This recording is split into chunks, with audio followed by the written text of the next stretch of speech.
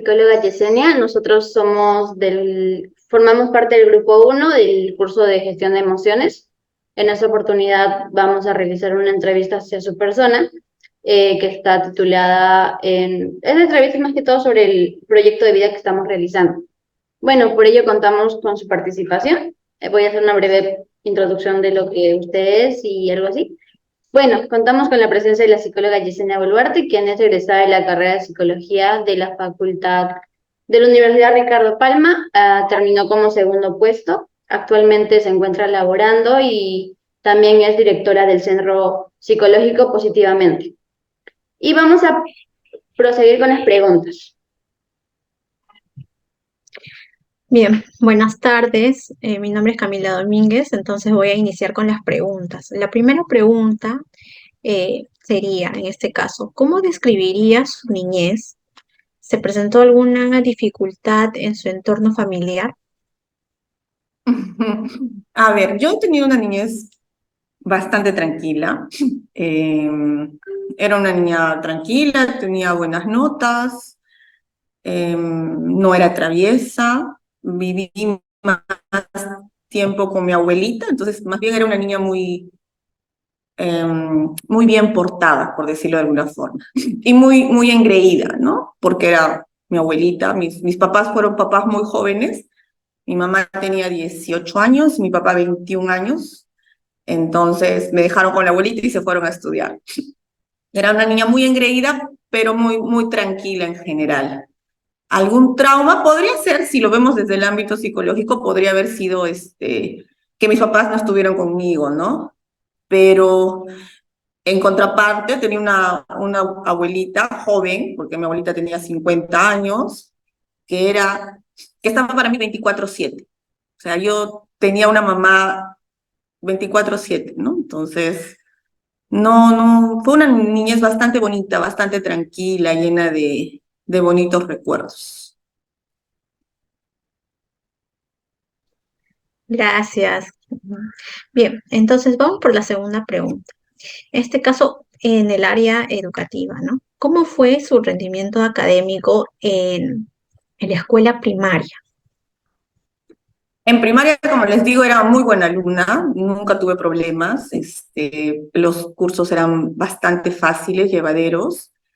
Eh, Tenía una abuelita que era muy consentidora, pero tenía una mamá que era muy rígida. Entonces, cuando llegaba mi mamá, tenía que tener los cuadernos al día, tenía que tener muy buenas notas, era muy exigente. Entonces, de pronto ese tipo de ansiedad sí tuve, ¿no? De ser la primera o ser la segunda. Entonces, es algo que, por ejemplo, yo no replico con mis hijos, ¿no? Yo sí les digo, mira, sean responsables, pero no importa que sean la primera o la segunda, o sea, no quisiera generarles esa ansiedad. Eso podría ser en la parte académica, esa característica en mi vida. Evitar el perfeccionismo, ¿no? Sí, ¿no? Sobre todo esa manía del primer puesto Ujú. o quién está ganando, entonces, ¿no? Tienes que ir de la competencia porque sabemos ahora que en el ámbito cognitivo no lo es todo, ¿no? O sea, hoy en día sabemos que hay 8 tipos ya de inteligencias, entonces desarrollar todas esas inteligencias sí es súper importante más allá del ámbito solo cognitivo, ¿no? Ujú. Muy bien. En este caso, ¿a qué edad se dio cuenta sobre su vocación, ¿no? Ya inclinándonos hacia lo más académico, ¿no? Adentrándonos. Qué ¿Tuvo algún interesante. familiar modelo a seguir o alguna comunidad le inspiró? ¿O qué fue lo que le inspiró a usted a que vaya por el camino de la psicología? ¿No? Que es Es una pregunta súper interesante porque yo nunca pensé estudiar psicología. No tengo nadie cercano que haya estudiado psicología, no era una carrera que esté en mi vida como un objetivo. Yo siempre les comento esto a mis pacientes, a la gente que me rodea en general, que yo quería ser médico. De hecho, yo ingresé a medicina, estudié algunos años medicina, ¿no? Y por cosas del destino dejé la carrera. Un destino, o sea, cosas familiares, ¿no? En realidad, mis papás tuvieron un problema y yo tuve que dejar la carrera, más o menos en tercer año. ya había avanzado varios años, no me iba mal, me iba bien, pero dejé la carrera. Y cuando yo decido reingresar, porque yo estudié en el extranjero, entonces decido hacer un traslado externo, yo entro por casualidad a una clase de psicología, porque tenía que llevar algunas algunas materias que yo no había llevado en mi carrera, estudiando medicina, y me enamoro de la psicología.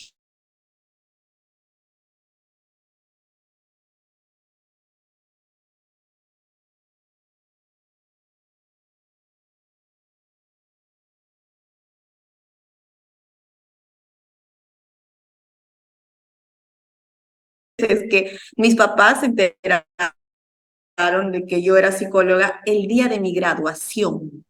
O sea, ellos vinieron a la graduación de su hija de medicina y ese día les dije, ¿saben qué? Como termino siendo psicóloga. No tengo ningún pariente cercano que sea psicóloga.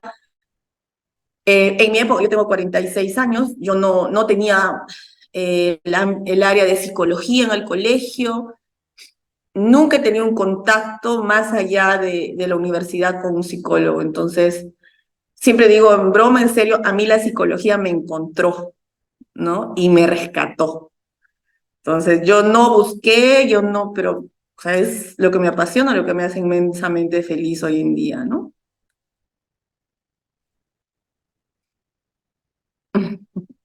Ok, es una anécdota muy para contar, increíble, ¿no? Entonces, Claro, claro. ujú, ¿qué es lo que usted opina con respecto a la salud mental de las personas? De hecho, eso es lo más apasionante de las personas que trabajamos o de las personas mm, que trabajamos en lo que es salud, ¿no? El tema de salud mental es algo a lo que le tenemos que tomar mucha, mucha atención. Si bien ustedes se van a dedicar, algunos de ustedes, a lo que es el ámbito físico, ¿no? Físico, fisiológico, anatómico, etcétera, eh, el tema mental va muy de la mano, ¿no? En todo lo que hagamos, en todo lo que vivamos, el tema de salud mental es súper, súper, súper importante, ¿no? O sea, como les digo yo a mis pacientes muchas veces, tú puedes tener el fémur roto y sabes que no puedes caminar, no puedes ir a correr. Desgraciadamente, en la salud mental, si tú tienes algo malo, no se ve y hay muy poco conocimiento, ¿no? En general.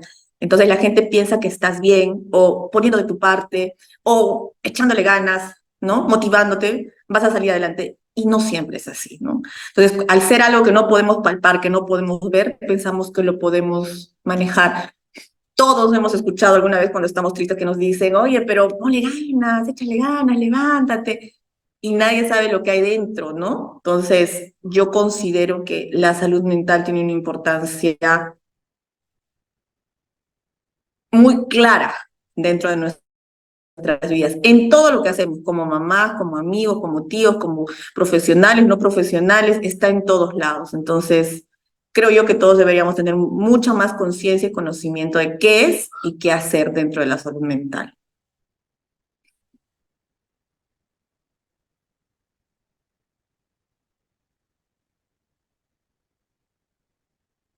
No se te escucha, Camila, estás con el micrófono. Gracias. Ahora le voy a dar el pase para que haga las siguientes preguntas a mi compañero Leandro Aponte. Bienvenido, Leandro, recién llegas. Sí, llegué un poco tarde. Buenas tardes.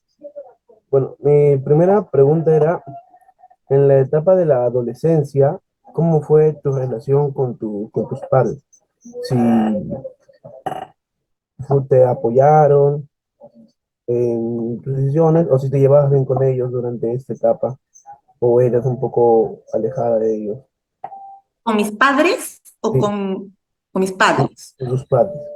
En la adolescencia, mi relación era más cercana con mi papá que con mi mamá. Creo que es lo típico en la historia personal a veces de las mujeres, ¿no?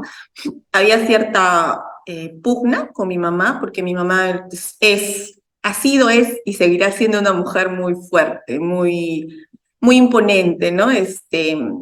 A ver, su historia personal ha sido bastante dura, entonces ella ha proyectado bastante como que seamos independientes, seamos profesionales, no dependamos de nada, y en ese afán ha sido bastante dura, ¿no? Con nuestra educación, con nuestros logros, o sea, mío y de mis hermanos. Entonces, mi relación con ella era distante, pero de mucho respeto, ¿no? O sea, igual yo la quería, igual salíamos, pero bastante dura, ¿no? En cambio, mi papá, en contraparte, es una persona muy cariñosa, muy dadora, un papá muy amoroso, un papá que siempre está ahí. Yo hasta ahora digo, cuando necesito paz, ¿no? Llamo y mi papá es mi calma, ¿no? Es como siempre las cosas están bien para él, nunca hay problemas, y así así en la adolescencia también, ¿no?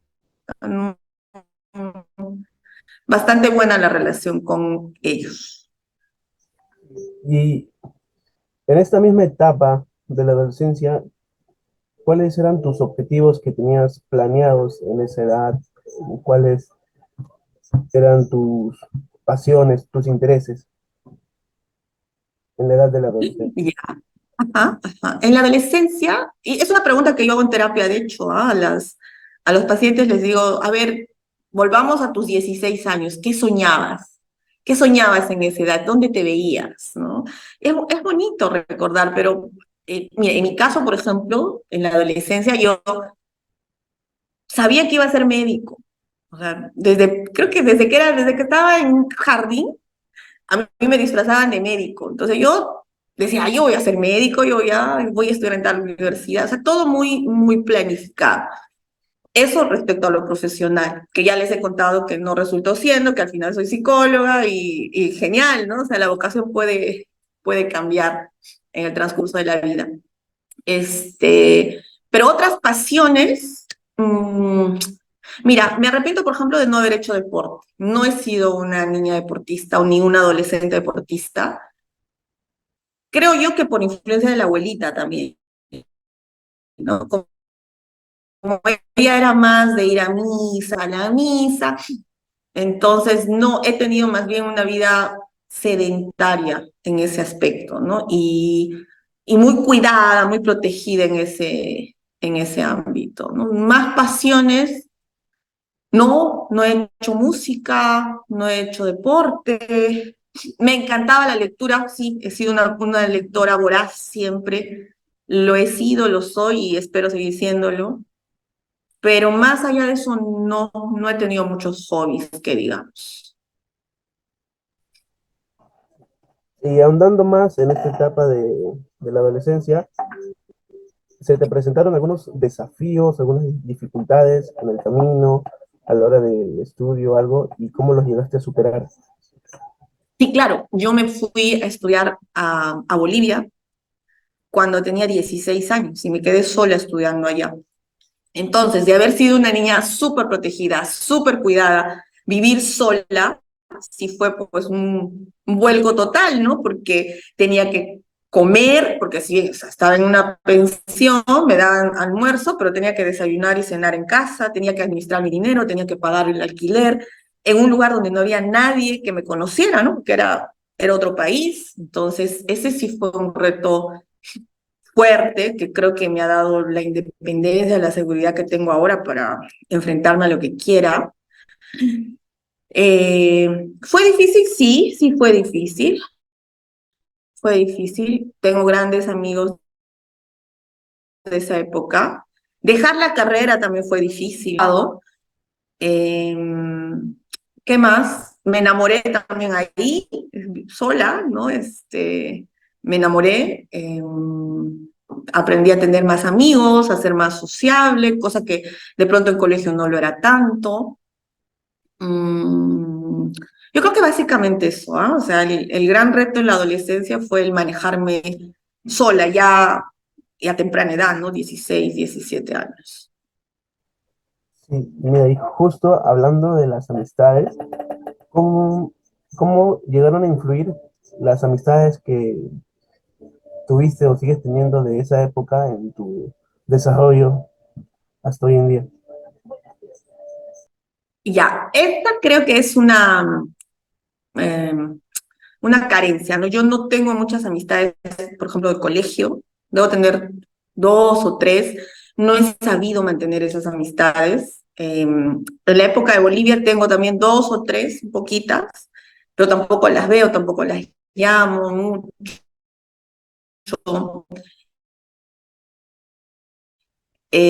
Ahora sí, ya que la relación sea más cercana, pero la influencia en esa época, por supuesto, fue bastante fuerte, ¿no? O sea, en el colegio la gente que me rodeaba era gente muy parecida a mí, en la universidad también.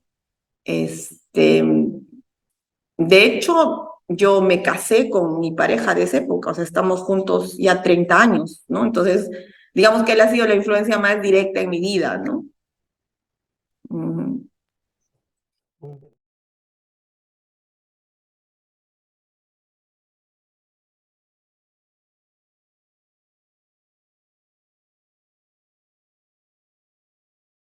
Bueno, ahora doy el pase a mi compañera Anita Arevalo para que continúe con la entrevista.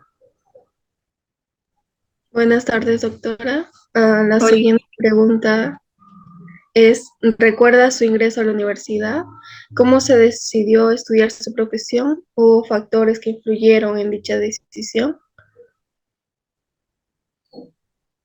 Y ya, bueno, como les comenté ya, les contaría los dos ingresos, ¿no? El primero fue a temprana edad por una vocación, creo que de alguna manera o impuesta por mis papás, ¿no? Yo quería ser médico, ¿ah? O sea, si tú me preguntabas a los 16, yo decía, yo voy a ser médico. Entonces, fue fácil. De hecho, en Bolivia era un curso en donde tú hacías el curso que se llamaba propedéutico, lo aprobabas y entrabas a la carrera. No hubo mayor problema, más que en ese momento quedarme allá a estudiar sola. El segundo, ya a psicología, fue más complicado, porque como les comenté, era en secreto, nadie podía saberlo. Entonces lo sabíamos mi enamorado en aquella época, que ahora es mi esposo, yo y mi hermano que vivía conmigo acá en Lima, porque ya lo hice acá en Lima, entonces nadie más. Entonces sí fue sigiloso, de mucho cuidado, de que nadie se entere, ¿no? Entonces sí fue, y además ya con mi plena responsabilidad de lo que estaba haciendo, ¿no? Ujú. Bueno, cuando terminó la universidad, ¿cuál fue su experiencia laboral y qué aprendió de ella?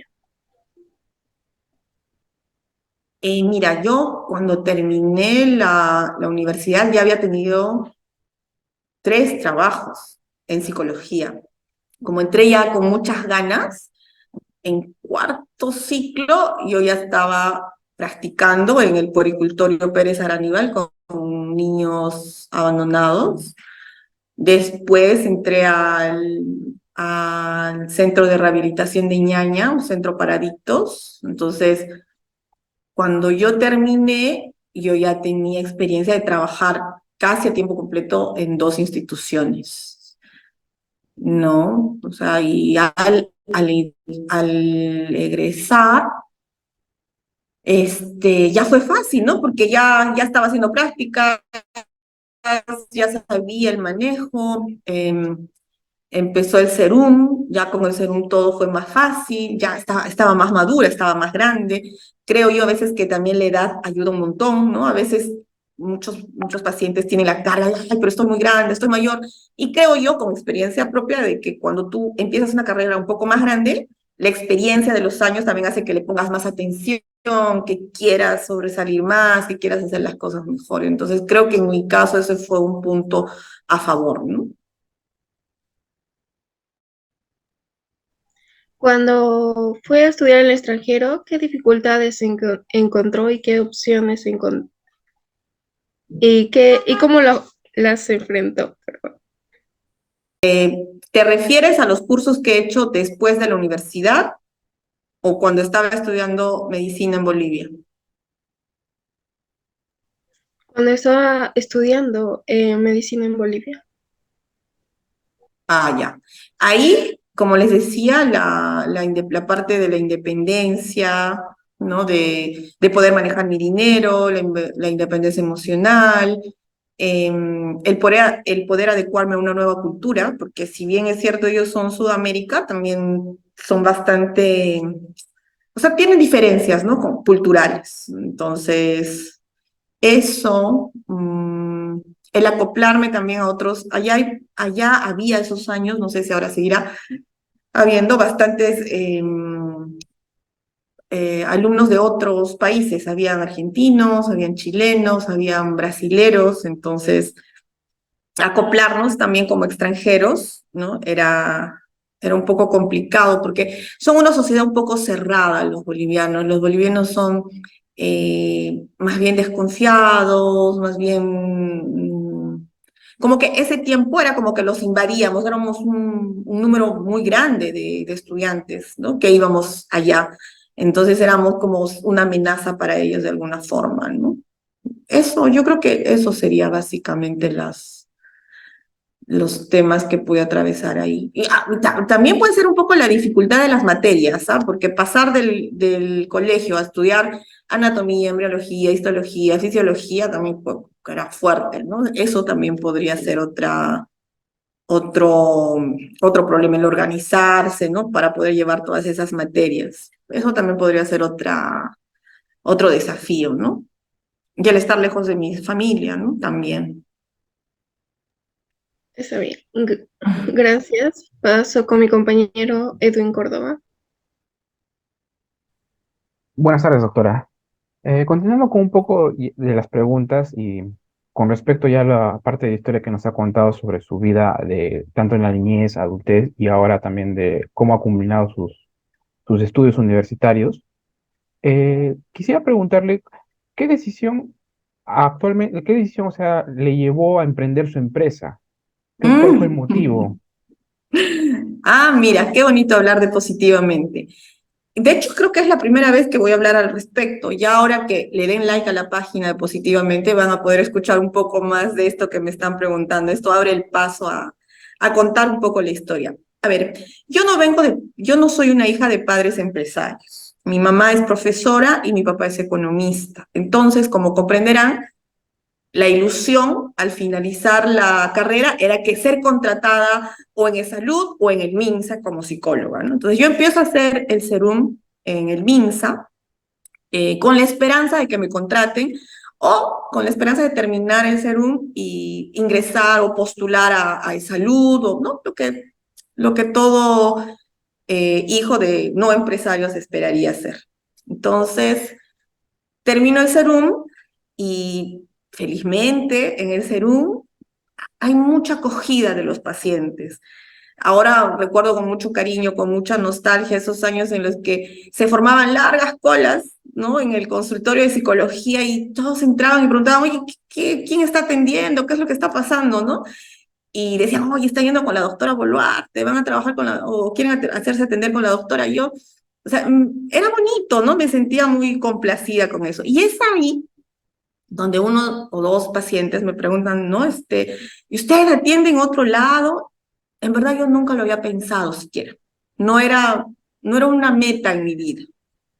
Entonces ya llego a mi casa, le comento a mi hermano, en esa época ya vivía con mi esposo, y les cuento, oye, me han preguntado esto, ¿ustedes qué opinan? Y ellos me dicen, oye, pero ya pues, haz tu consultorio acá, ¿no? Lo organizamos y abrimos en el estudio, porque vivíamos en un departamento de 60 metros cuadrados, en un estudio de 2 por 2, si no es menos, armamos mi primer consultorio. Entonces vienen ahí primero 2 pacientes, luego 3. Yo empiezo a hacer una especialidad a la par y ahí conozco a grandes amigos que también empiezan a confiar un montón en mí, me empiezan a mandar ya a sus familiares, a sus amigos y o sea, llega un momento en que la sala estaba con gente y ni mi hermano ni mi esposo podían salir de los cuartos porque era incómodo, pues, ¿no? Entonces me dicen, oye, ya, Yesenia, esto tiene que cambiar, por favor, hay que alquilar un consultorio. Yo voy a buscar el consultorio, ¿no? La oficina, y la idea era ya, alquilo una oficina y subarriendo, ¿no? Las horas que yo no esté, subarriendo. Entonces, solo para las horas que esté y las otras sus arriendo. Contratamos la oficina, o claro, hacemos el contrato para alquilar la oficina y empieza a venir más gente, mucha más gente de lo que jamás habíamos pensado.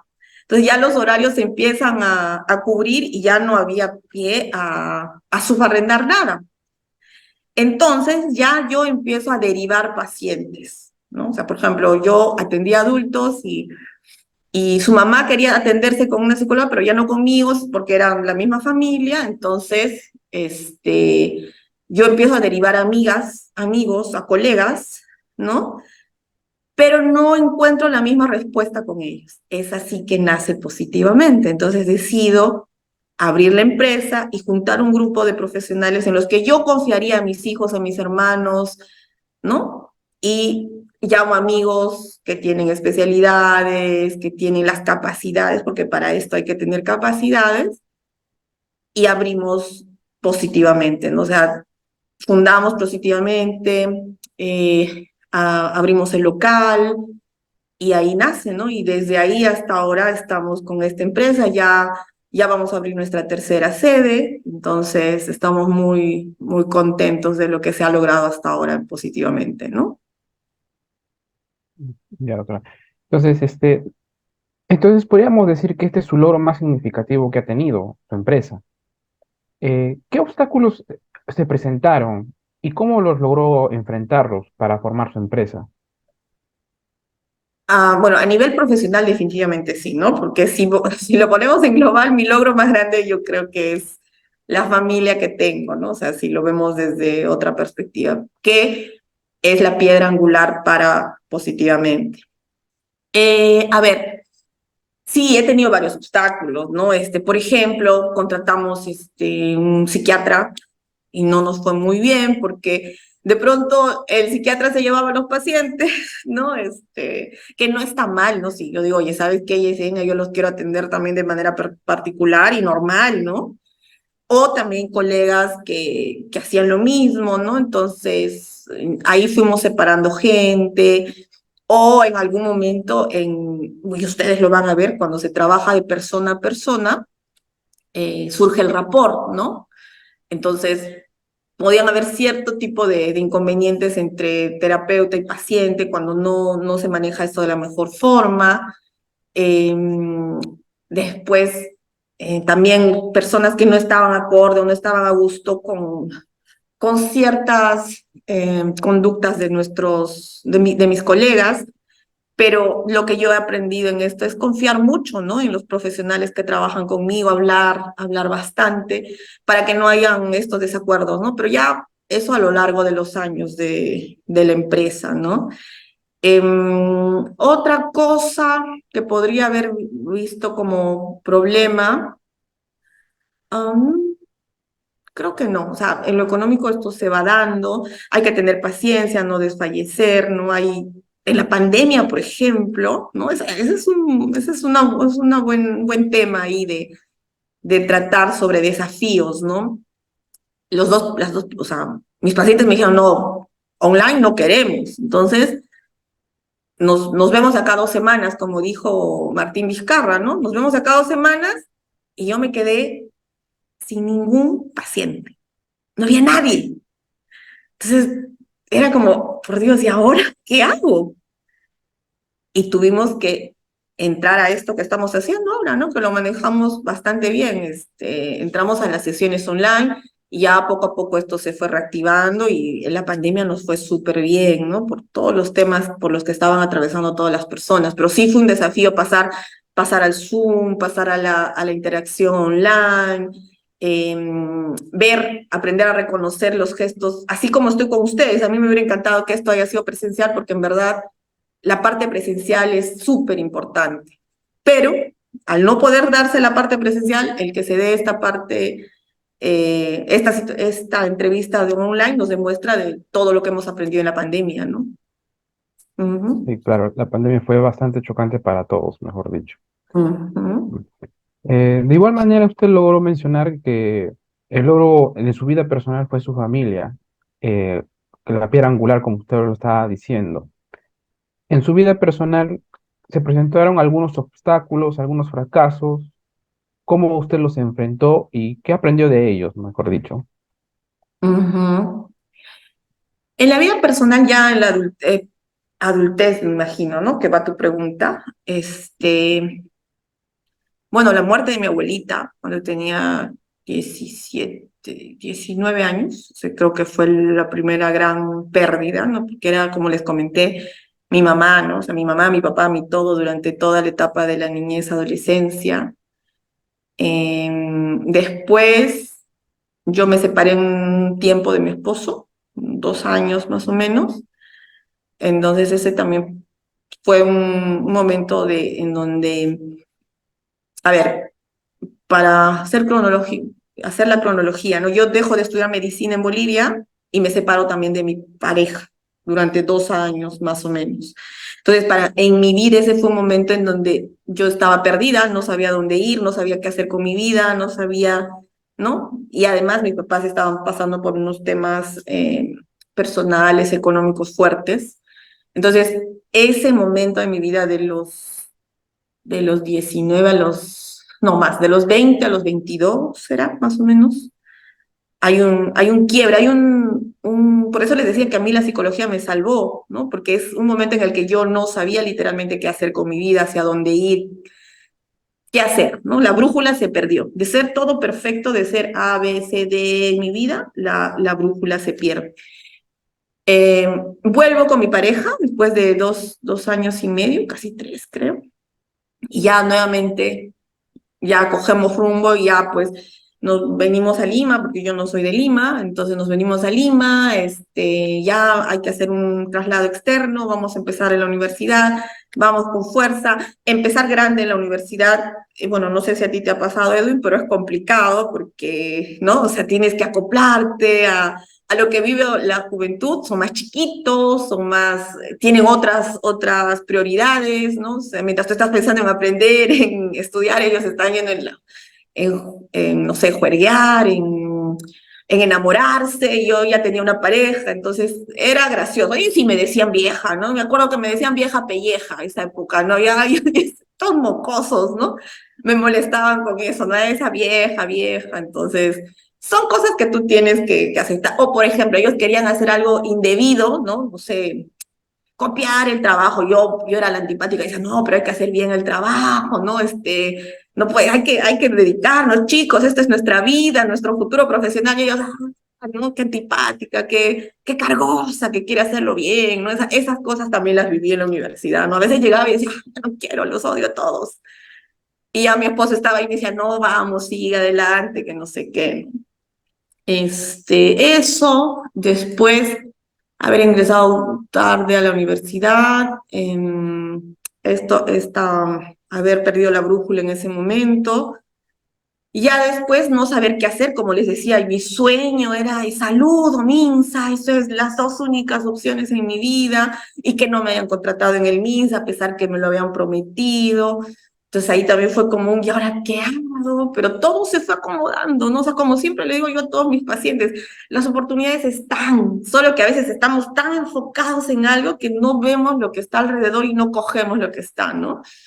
Entonces, eso, en el ámbito profesional también, acuérdense que yo trabajo, no voy a decir con gente enferma, pero sí con gente que tiene algunos problemas. Entonces, en algún momento han habido situaciones incómodas, ¿no? En donde,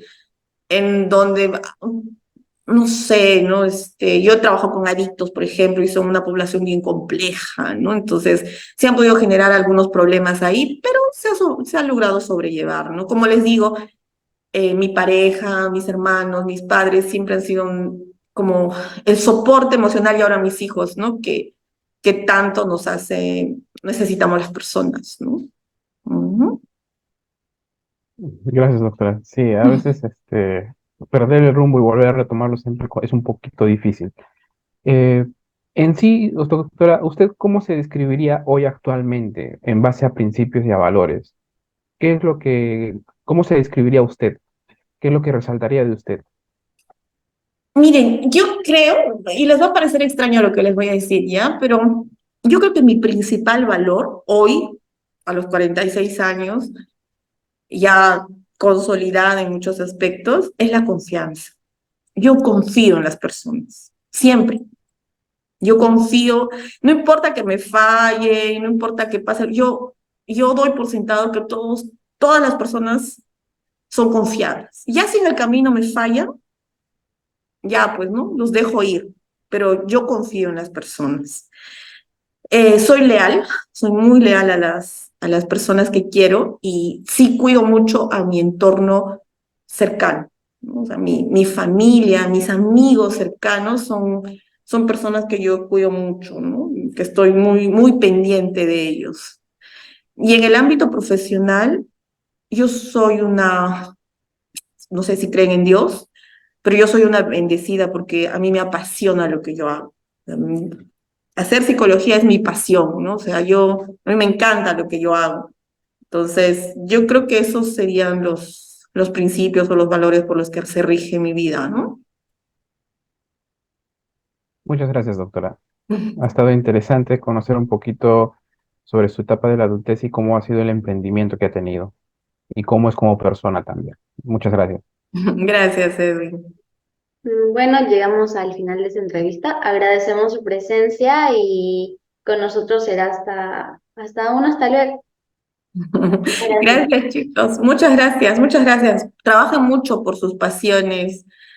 Sueñen muchísimo, van a trabajar con salud, que es el regalo más bonito. Bueno, y tú, Anita, que vas a ser industrial, me dijiste, igual, pero vas a estar en contacto con personas, ¿no? O sea, apasionense por lo que hacen, ¿no? Pase lo que pase, así ustedes crean que a veces no se va a poder o que va a ser difícil, apasionense por lo que hacen. Mientras haya pasión, mientras haya una motivación, hagan lo que hagan, van a ser triunfadores. Esa es la consigna, apasionense. Un abrazo, un gusto haberlos conocido. Muchas Estamos en gracias, doctora. Gracias, gracias, Gracias. doctora.